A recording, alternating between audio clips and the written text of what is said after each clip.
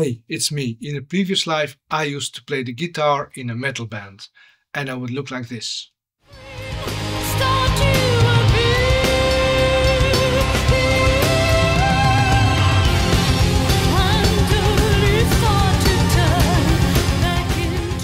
I don't look like that anymore. I still play the guitar every once in a while. What does that have to do with being a tango DJ?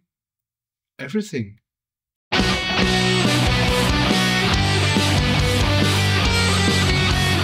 One of the most important duties of you as a tango DJ is to make the music sound as good as possible for the dancers. If the sound is bad, or it's muted, or it's off, people will get tired.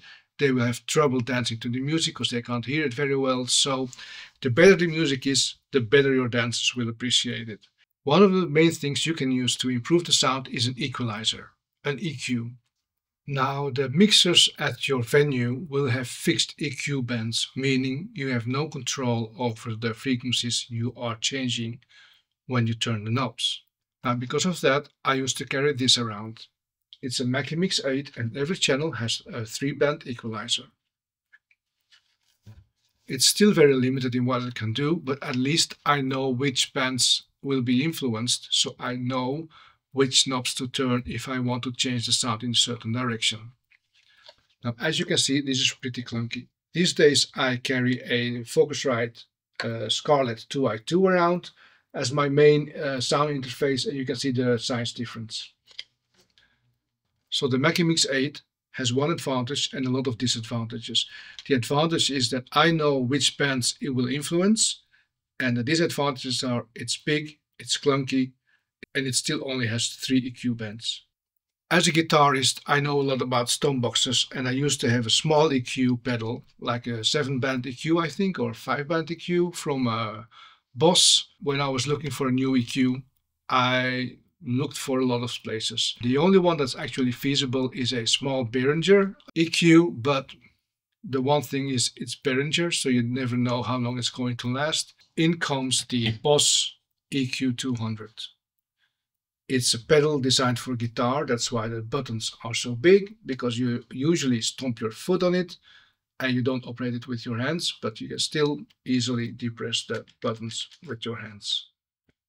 It's a 10-band equalizer. Now, to show you what it can do, I will play a track which is called Lo Vi en tu ojos by Orquesta Típica Victor. It's probably the worst transfer I could find on YouTube. It has a disbalanced sound, meaning that one of the channels is much louder than the other one. It's really crappy. It has lots of noise in all sorts of frequency bands, but that's the basis we are going to use to show you how an EQ can improve the sound.